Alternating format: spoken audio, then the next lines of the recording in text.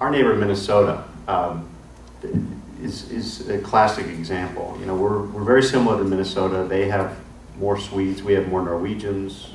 They have 10,000 lakes, we have even more, and we have 2 Great Lakes, and they only have 1. But in many ways, we're very similar, except in elections. And they have a public financing system that is still intact. They modeled theirs after ours in 1977. It's 50% public financing, and it still works. And the way it works is that you don't have $3 million Senate races or $1 million assembly races in Minnesota. Every candidate, Republican and Democrat, and even third parties qualify for public financing, every candidate abides by spending limits. Everybody spends the same amount. Everybody gets the same amount of money from the public financing system. And as a consequence, even though their redistricting process is probably the same as ours, there's much more turnover. The lower house in Minnesota has swung back between Republicans and Democrats a number of times.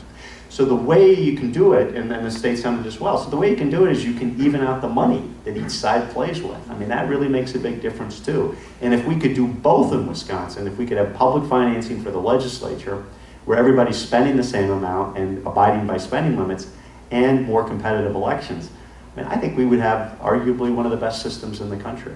And then just real briefly, there's talk about legislative turnover. I'm finishing up my 12th year in the Senate. When I'm done with this term, it'll be 12 years. Really, really quick 12 years.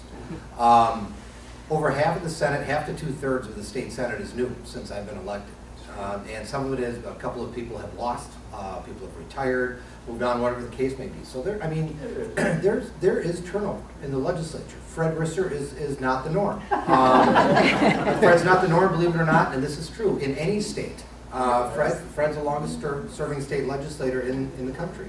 And it's the same thing in the state assembly. You're going to see a lot of turnover again this election cycle. So we do have a lot of turnover. That's true. Well, and Minnesota's elections bring out the most voters in the country consistently too. So people are participating.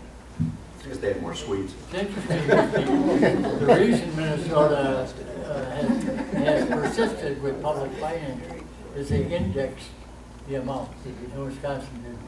That's right. So the public money became inconsequential in Wisconsin and stayed important in Minnesota. Very simple. Yeah, they raised the $1 to $5, and they also said that you can designate where you want your $5 to go to. Republicans, Democrats, Libertarians who are philosophically opposed to taking it but do anyway. The Reform Party, and then they also had for a couple of years something that went to the Grassroots Party, which people thought was a grassroots organization. It turned out to be a marijuana party. So that funding was withdrawn. So they had some bumps in the road. But as a result, the participation by people checking off in Minnesota at $5 is much higher than it is in Wisconsin at $1. So, I mean, there are things you can do within the existing system to improve it, and we just haven't done it. Again, on campaign finance, if the airways are supposedly owned by the people, why is it the TV stations get all the money from political ads? I mean, the best thing that ever happened to me was getting a DVR, because now I can just fast forward past those suckers. But these guys all get rich. Every 2 years, and especially every 4 years when it's a presidential election, they get all kinds of money. I mean, it's like Christmas time for them. They make their whole thing at that time. If the state or the federal government, who's ever in charge, would say, you know what, you can have all the ads you want, but we're going to get a chunk of it. You're in business with us. The public's being tortured. I thought we didn't torture in this country. You're being tortured by these ads. Why don't we just take, okay, 50% of whatever they charge for that stuff goes into a fund to support anybody else who wants to run, so the damn TV guys don't get rich, and I'm forced to listen to those jerks. And a program, it's an hour program, it gets smaller and smaller and smaller, and pretty soon there's 50 minutes of ads, and the program's just little. I mean, what's the point? Well, that's one of the ideas. I actually tried to write legislation, a piece of campaign finance reform is to place a fee, a 5% or 10% fee on your advertising budget. In other words, if you spend $100,000 on ads and there's a 10% fee, tax, whatever you want to call it, just on the political ads, then $10,000 of that goes into the pot for the next cycle for public financing. From what I understand, we'd have legal issues to deal with, but, you know, we always apparently have legal issues to deal with when it comes to reform. But that's one of the ideas that we kicked around in the caucus, in our caucus, and there was some support for it. So we're taking a look at it. Whether or not we can actually do it is another thing. Yeah, the other problem is that the single most powerful special interest group in Washington, D.C. is the National Association of Broadcasters. Yeah, I don't know. They are so powerful, and the reason is because they have a television station in every district, and no member of Congress wants to alienate their TV stations within their district. So that's one of the problems, and I think the answer to that is at the federal level, if we adopt a system, something called the Fair Elections Now Act, which would provide a ceiling and a cap public financing to candidates who raise only small contributions. And that's called starving the beast. If you have a budget when you run for Congress or the United States Senate that doesn't require you to raise $4 million to run for a House seat, or $30 million, or I don't know what Russ Feingold and the guy he's running against, Ron Johnson is his name. I mean, that could be easily a $40 or $50 million race by the time it's all done. If you have some limits, then you starve the beast, and then the airways. But you could also starve the beast easily just by saying that the time period has got some limits. In Europe, England, they take 3 weeks, 4 weeks. In Spain, a couple of weeks. You can't put posters all over the place, and when you put them up, you got to take them down the day after.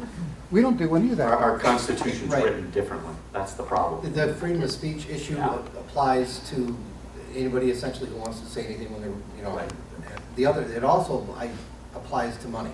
Right. Speech equals money, which I don't know how, but it does. Well, if it does, though, does that also mean if a corporation is a person, does that also mean that a corporation can now go to jail? Well, One you would bring up think. all sorts of really, really good points. We're gonna find out. Corporations are people when they want to be. And then they're corporations when they don't want to be people and be held accountable for things. But we do have constitutional issues to deal with. And it's a fine balance between what is speech, how long, can we put a time limit on campaigns in this state? Probably not. No. Can we put dollar limits on, or say corporations can't participate? Obviously, we can't. So the public financing is more of a carrot to just try and hold down spending as best as you can. In this state, though, if we have a great public financing system, it still doesn't account for the millions and millions of dollars from outside the candidates themselves.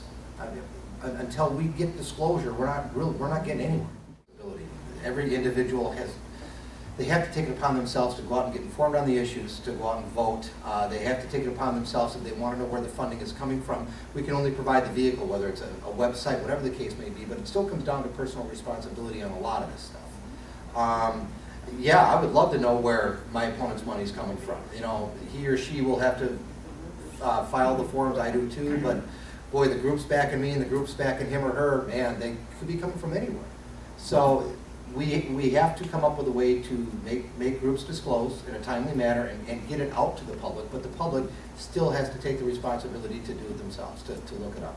And I'll just add very shortly, one way to make them disclose so that people will know a little better is there's a provision in the federal Schumer-Van Hollen bill, and one that Sonny Pope Roberts has introduced in Wisconsin. It's called a stand by your ad provision.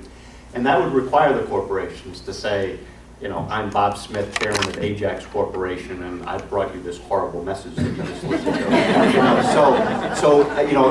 That would be important to have that as part of the disclosure, so people actually hear that rather than just have it run underneath, the screen.